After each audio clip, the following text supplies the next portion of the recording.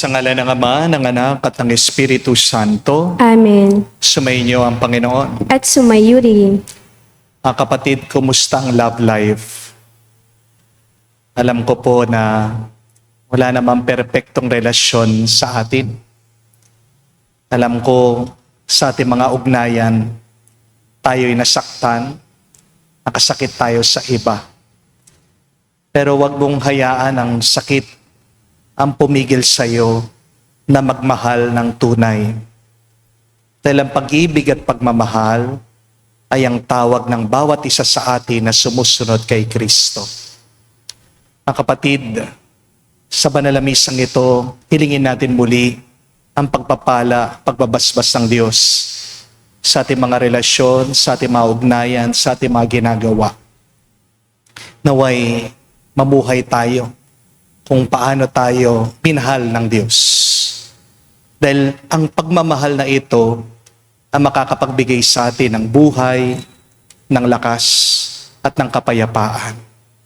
Sa napakaraming beses na kung saan nagmahal tayo pero tayo naging makasarili.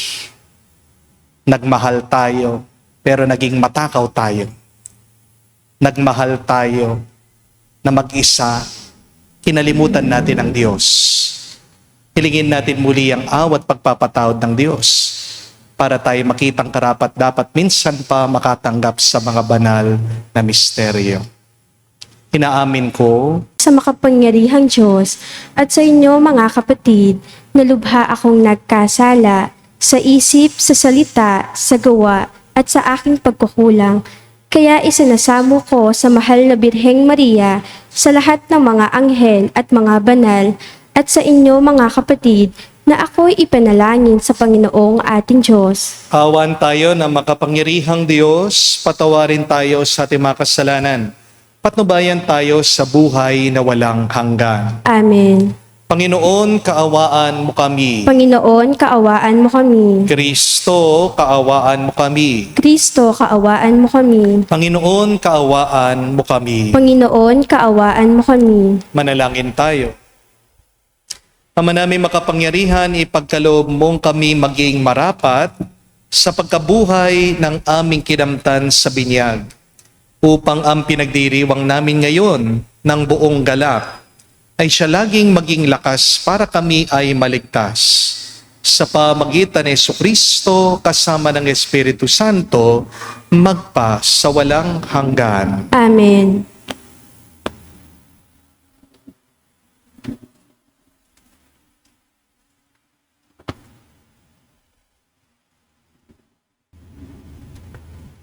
Pagbasa mula sa Gawa ng mga Apostol. Noong mga araw na iyon, minabuti ng mga apostol, ng matatanda at ng buong simbahan na pumili ng ilan sa kanila upang suguin sa Antioquia kasama ni na Pablo at Bernabe. At sinugo nila ang mga pangunahin ng mga kapatid, si Judas na tinatawag na Barsabas at si Silas. Ipinadala nila ang sulat na ganito ang nilalaman. Kaming mga apostol at matatanda ay bumabati sa mga kapatid na hentil sa Antioquia, sa Syria at sa Cilicia. Nabalitaan naming ginugulo kayo ng ilang kasamahang galing dini, bagamat hindi namin sila inutusan. Di umano'y binabagabag kayo sa pamamagitan ng kanilang sinasabi. Kaya napagkahisahan naming magpadala sa inyo ng mga sugo. Kasama sila ng ating minamahal na Bernabe at Pablo, na di nag-atubiling itaya ang kanilang buhay sa paglilingkod sa ating Panginoong Jesucristo. Sinusubukan namin sa inyo sina Judas at Silas upang ipaliwanag sa inyo ang nasasaad sa sulat na ito. Sa udyok ng Espiritu Santo, ang naging pasya namin ay huwag na kayong atangan ng iba pang pasanin, maliban sa mga bagay na talagang kailangan. Huwag kayong kakain ng anumang inihandog sa mga Diyos-Diyosan, ng dugo at ng hayop na binigti. Huwag kayong makikiapid. Layuan ninyo ang mga bagay na ito at mapapabuti kayo. Paalam. Pinayo ng mga sugo. Pagdating sa Antioquia, tinipon nila ang mga kapatid at ibinigay ang sulat. Pagkabasa sa liham, ang mga tao'y nagalak dahil sa kanilang narinig. Ang salita ng Diyos. Salamat sa Diyos. Sa gitna ng mga bansa, sabihing Diyos ay dakila. Sa gitna ng mga bansa, sabihing Diyos ay dakila. Naghahanda ako, O Diyos. Ako ngayon ay handa na. Purihin ka at awitan ng awiting masisigla. Gumising ka, katawang ko. Gumising ka, kaluluwa.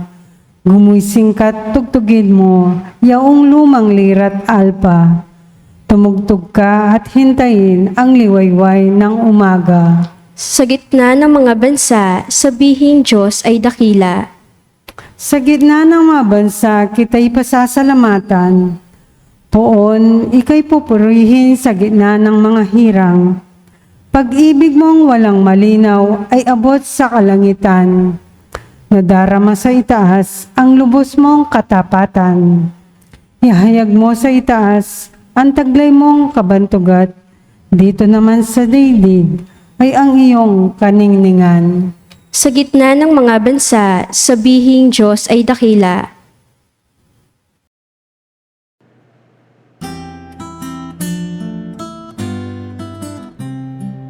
Alleluia, alleluia, alleluia, alleluia, alleluia, alleluia, alleluia, alleluia, alleluia, alleluia, alleluia, alleluia.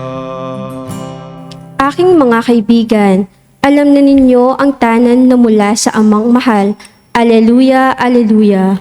Sumainyo ang Panginoon. At sumaiyo rin. Ang mabuting balita ng Panginoon ayon kay San Juan. Papuri sa iyo, Panginoon. Nung panong yun, sinabi ni Jesus sa kanya malagad, "Ito ang aking utos, mag-ibigan kayo, gaya ng pag-ibig ko sa inyo." Walang pag-ibig na hihigit pa sa pag-ibig ng isang taong nag-aalay ng kanyang buhay para sa kanyang mga kaibigan. Kayo'y mga kaibigan ko, kung tinutupad ninyo ang mga utos ko.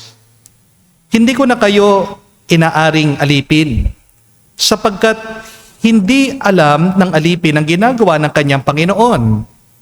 Sa halip, inaari ko kayong mga kaibigan, sapagkat sinabi ko sa inyo ang lahat ng narinig ko sa aking Ama.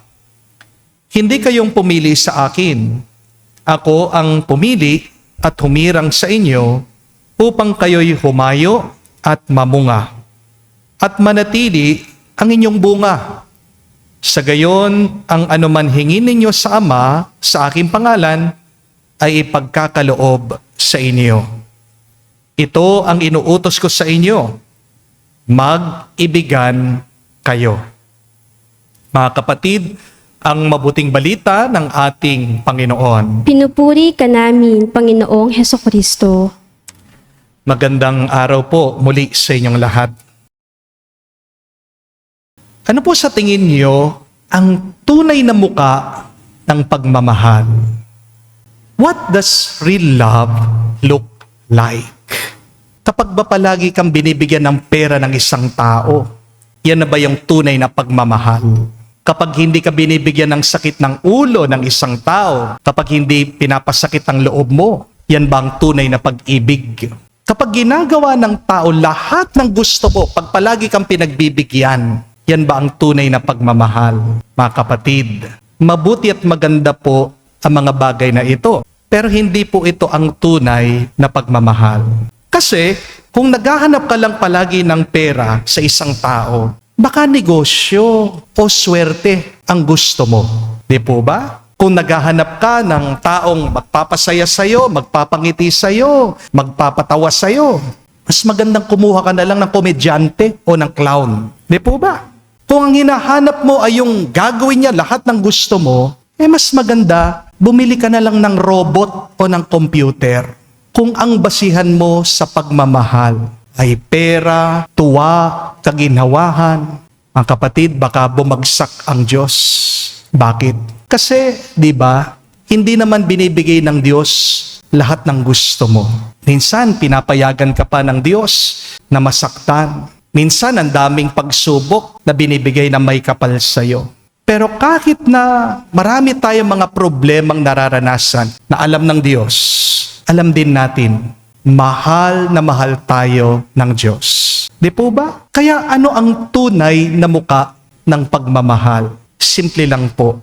Tingnan niyo po ang muka ni Jesus. Jesus is the face of real love. Na kay Jesus ang muka ng tunay na pag-ibig. Basahin niyo man po sa Biblia ito kung ano ang ginawa ni Jesus para sa atin. Na kahit na tayo ay makasalanan, inalay pa rin niya ang buhay niya para sa atin. Siya'y nagpapako sa krus, siya'y nagsakripisyo ng mismong buhay niya para sa atin. Ginawa niya ito kasi tinuring niya tayong mga kaibigan, hindi na mga alipin. Mga kapatid, ang tunay na pagmamahal, hindi niya palaging ibibigay yung gusto mo. Kundi binibigay niya yung kailangan mo. Ang tunay na pagmamahal, hindi ka laging pinapasaya, pero tinutulungan ka niyang tumatag. Ang tunay na pagmamahal, hindi ka naman nilalayo sa sakit, pero sinasamahan ka niya sa gitna ng iyong mga sakit. Ang tunay na pagmamahal, hindi ka kinukonsinti, kundi hinuhubog ka niya para maging kang mas mabuti. Yan ang ginawa at ginagawa ng ating Panginoong Hesukristo. Ang ating Panginoon, hindi naman niya tinatanggal yung mga bit-bit natin, dala-dala natin mga krus. Pero habang pasan natin ang ating mga krus, binibigyan tayo ng lakas ng Panginoon para buhatin ang mga ito. Hindi niya inaalis ang hirap ng iyong buhay, pero bibigyan ka niya ng kahulugan para magpatuloy, para mabuhay. Mga kapatid, kung meron tao, hindi niya binibigay lahat ng gusto mo, pero araw-araw ginagabayan ka, tinatama ka, tinutuwid ka, pinapabuti ka, jackpot ka. Ang taong yan, totoong nagmamahal sa'yo. Ang taong yan, totoong kaibigan. Amen? Palagi ko pong sinasabi ito, lalong-lalo na sa mga kinakasal ko. Huwag kayong maghahanap ng taong magpapasaya sa inyo.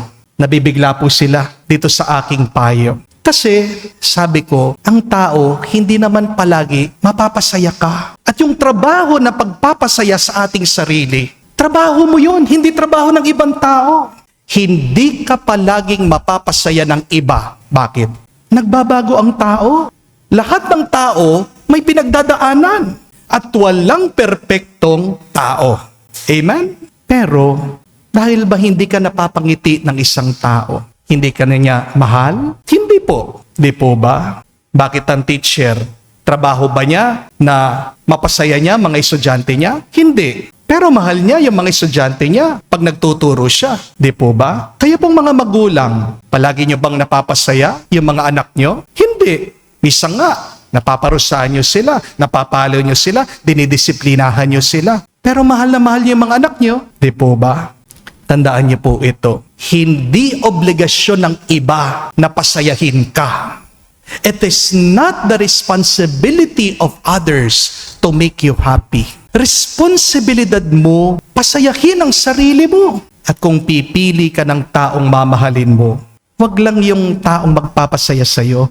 Piliin mo yung tapat sa'yo. Piliin mo yung nagpapabuti sa'yo. Amen? Piliin mo yung tao na nilalabas niya yung best version ng iyong pagkatao. Hindi yung worst. Piliin mo yung hindi ka iiwan kapag mahirap na ang buhay. Amen? The biggest decision that we will make in our life is who to marry and who to be friends with. Tandaan niyo po yan. Kung pipili ka na mapapangasawa mo, kung pipili ka na magiging kaibigan mo, pumili ka yung kayang magdusa kasama mo. Amen? Do not choose a partner. Do not choose a friend who is only there at happy times. Choose a partner. Choose a friend who can be with you in the worst times. Choose a partner. Choose a friend who can suffer with you. Amen? Dahil yan po ang tunay na pagmamahal. Marunong magtiyaga. Marunong magsakripisyo. Harapin po natin ang katotohanan. Madaling magmahal kapag madali ang lahat, kapag maganda ang buhay. Di po ba? Pansinin niyo po, kapag may pera kayo, kapag masaya kayo, kapag wala po kayong problema, ang dami mong kaibigan. Gusto ka ng lahat. Pero, nasusubok ang pagkakaibigan ng pagmamahal kapag marami ka ng utang. Amen?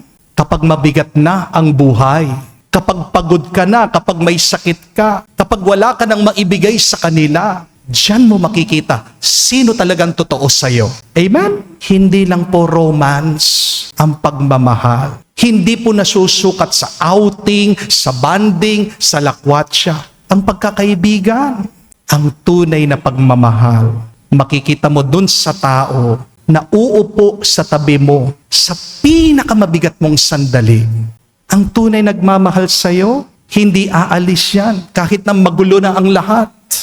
Yung mananatili kahit na wala ka nang maibigay sa kanya.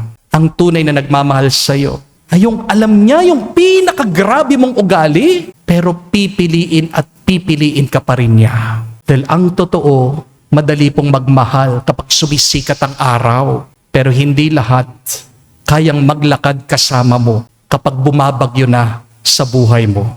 Di po ba? Kaya mga kapatid, kung gusto niyo pong malaman kung sinong tunay na nagmamahal sa inyo, tignan niyo, sino yung pumipili sa inyo, sino yung nananatili sa inyo kapag hirap na kayo.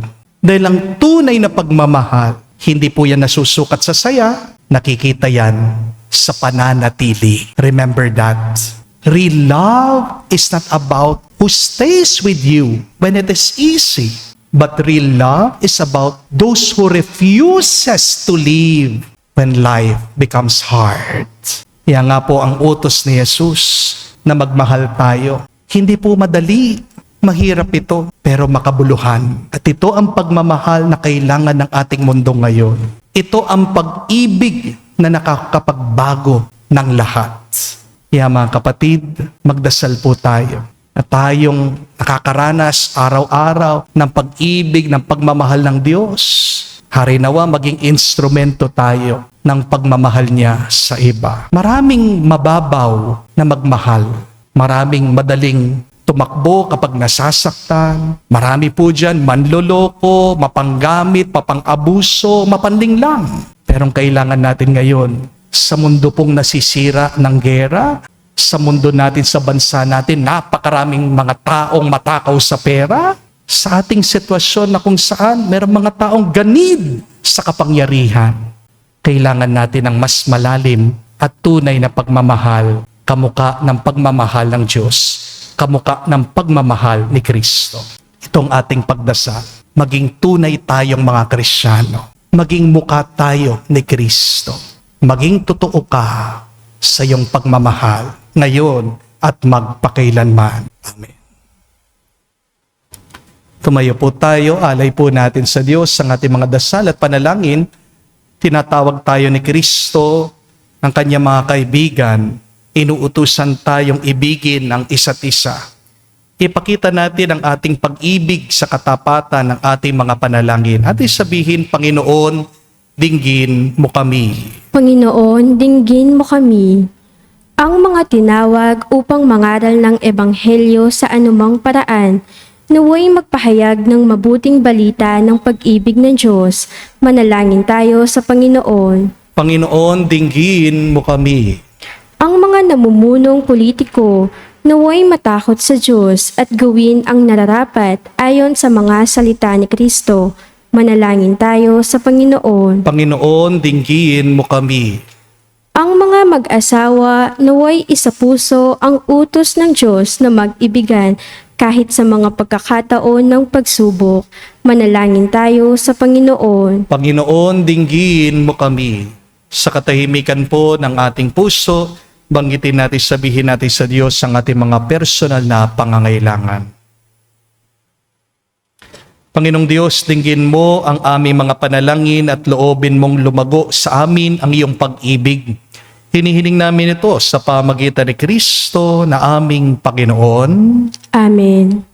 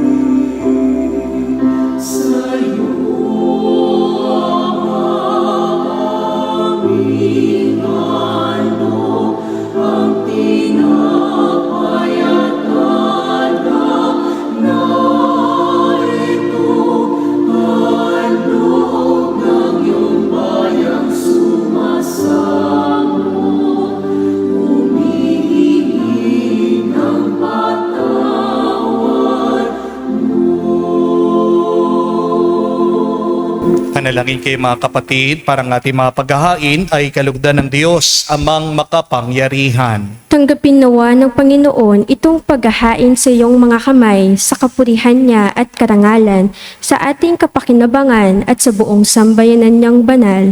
Ama naming lumikha, para mo ng awa, gawin mong banal ang mga alay namin sa iyong kalugdan, at kami gawin mong haing sa iyong laging nakalaan.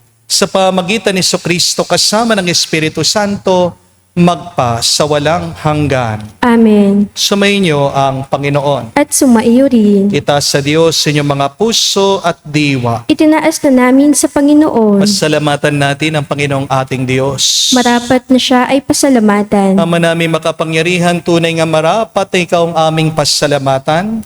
Ngayong pinagdiriwang ang paghahain ng Mesiyas, ang maamong tupa na tumubos sa aming lahat. Ang katawan ng anak mo sa krus na bayubay ay handog ng pag-ibig na walang kapantay. Ito ang paghahaing ganap mong kinalugdan. Ito nilunggati ng dating pag-aalay. Ang buong sarili ng anak mong si Jesus ay inihahain sa iyo upang kami matubos. Siyang dambana at paring maghahandog. Siya pa rin ang tupang handog na binukod. Kaya kaisa na mga anghel nagsisiawit ng papuri sa iyo nang walang humpay sa kalangitan. Kami nagbubunyi sa iyong kadakilaan.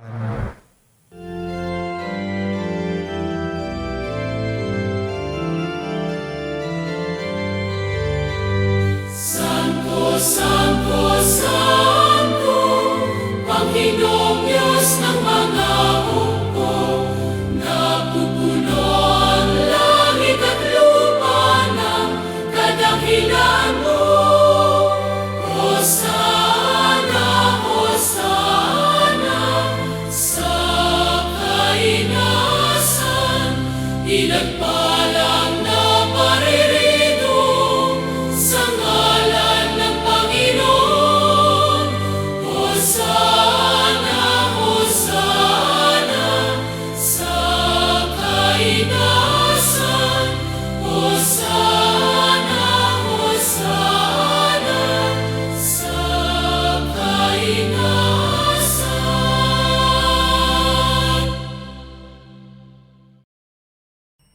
Ama naming banal, ikaw ang bukal ng tanang kabanalan. Kaya't sa pamagitan ng iyong Espiritu, gawin mong banal ang mga kaloob na ito, upang para sa amin, maging katawan at dugo ng aming Panginoong Heso Kristo. Bago niya pinagtiis ang kusang loob na maging handog, hinawakan niyang tinapay, pinasalamatan kanya, pinaghati-hati niya iyon, inabot sa kanyang malagad at sinabi, tanggapin ninyong lahat ito at kanin. Itong aking katawan na ihahandog para sa inyo.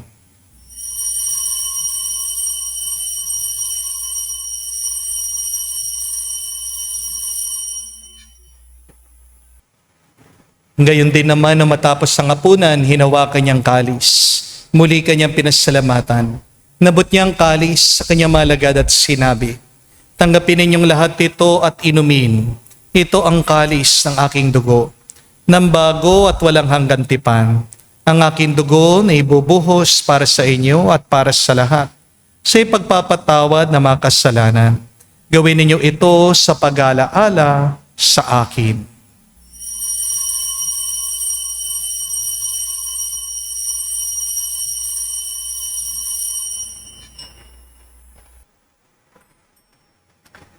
Ang misteryo ng pananampalataya. Aming ipinahayag na namatay ang iyong anak, nabuhay bilang Mesiyas at magbabalik sa wakas para mahayag sa lahat.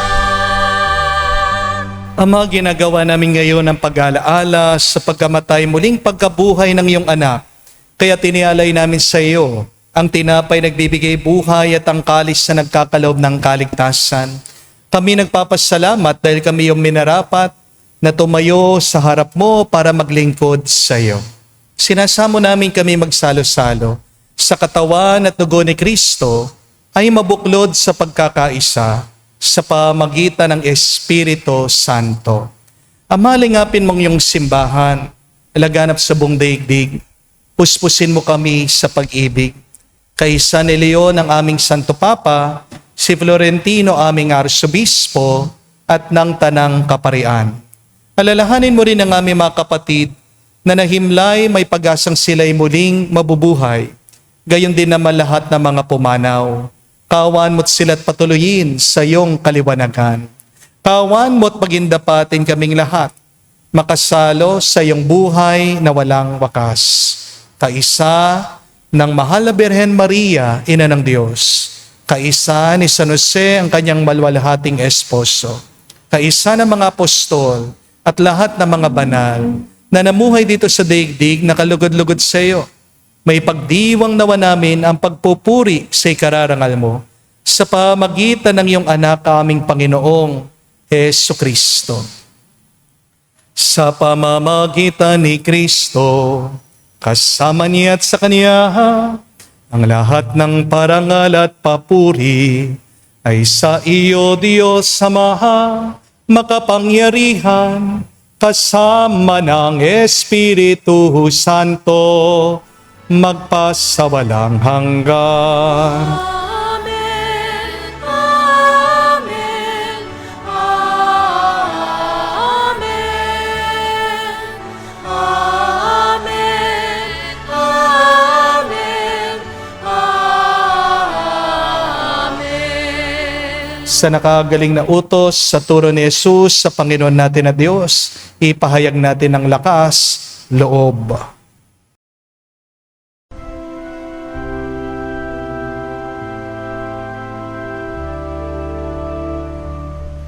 Ama namin, sumasalangit ka,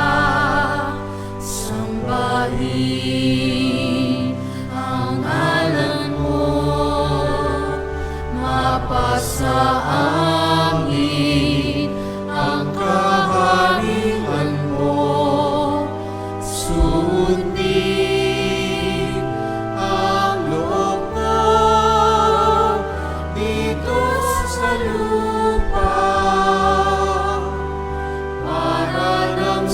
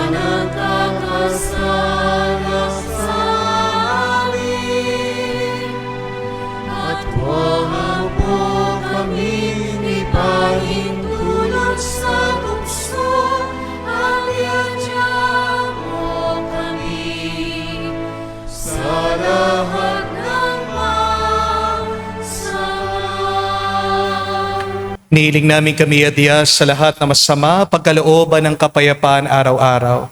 Ligtas sa kasalanan, ilayo sa lahat ng kapahamakan. Samantalang aming pinanabikan ang dakilang araw ng pagpapahayag ng tagapagligtas naming si Heso Kristo. Sapagkat iyo ang kaharian at ang kapangyarihan at ang kapurihan magpakailanman. Amen. Panginoong Heso Kristo, sinabi mo sa mga apostol, kapayapaan ang iniiwan ko sa inyo, ang aking kapayapaan binibigay ko sa inyo. Tungayan mo ang aming pananampalataya at huwag ang aming pagkakasala. Pagkalooban mo kami ng kapayapaan at pagkakaisa ayon sa iyong kalooban, kasama ng Espiritu Santo, magpa sa walang hanggan. Amen. Kapayapaan ng Panginoon ay laging sumainyo. At sumaiyo rin. Magbigayan po tayo ng kapayapaan sa bawat isa. Peace with you po. Kapayapaan po sa inyong lahat.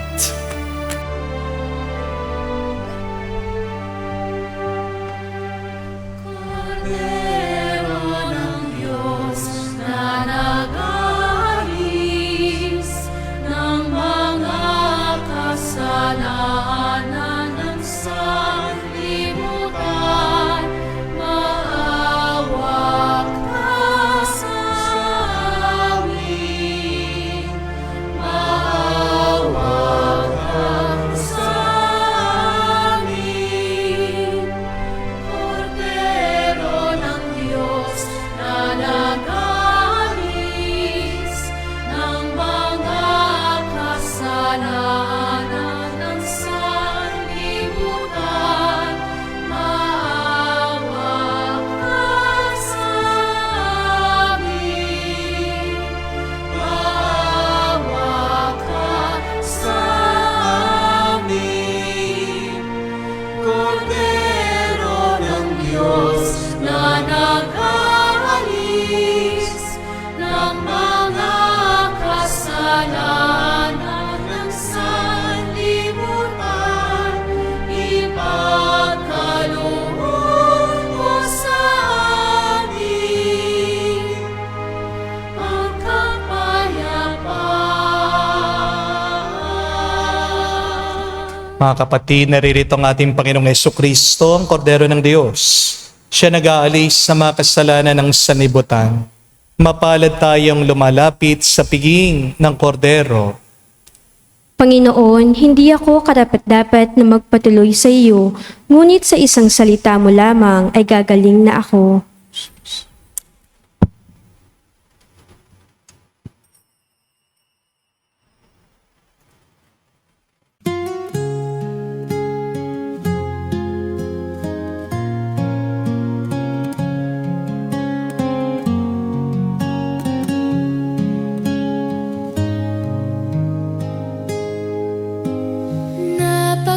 Napakadakila ng iyong pagmamahal, buhay at pag-ibig iyong bigay, at kahit sala ang naging kapalit, ika'y tapat pa rin sa pag-ibig. Napakadakila ng iyong pagmamahal, patawad bagong buhay iyong bigay, at sa bawat oras na laan sa iyo, kapayapaan at galak ang dulot mo. Kaya Jesus, ikaw ay susundan, dahil sa pag-ibig na walang hanggan, ang mundo at sariling lilimutin. Kababaan, karukan, kalinis ay pipiliin sa buhay na alay.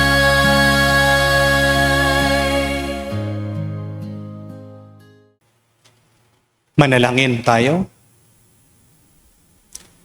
Ama namin mapagmahal, sa pinagsaluhan naming banal na pakikinabang, ang amin nawang pag-ibig ay lalong madagdagan. Na ginawa namin sa pag-aalaala sa anak mong mahal, na nagutos si pagdiwang ang huling hapunan. Sa pamagitan niya kasama ng Espiritu Santo, magpa sa walang hanggan. Amen.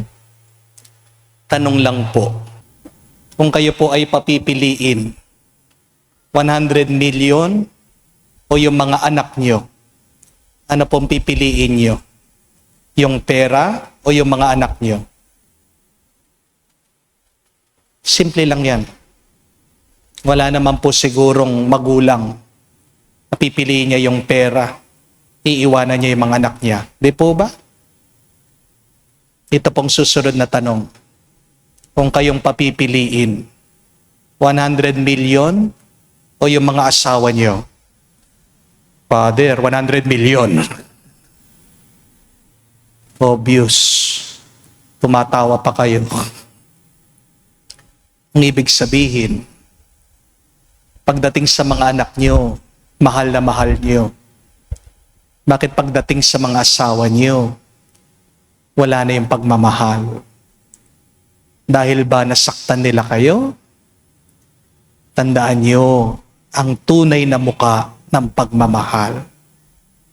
Kahit na mahirap, kahit na mabigat, kahit na mahapdi, kahit na masakit, mananatili ka pa rin.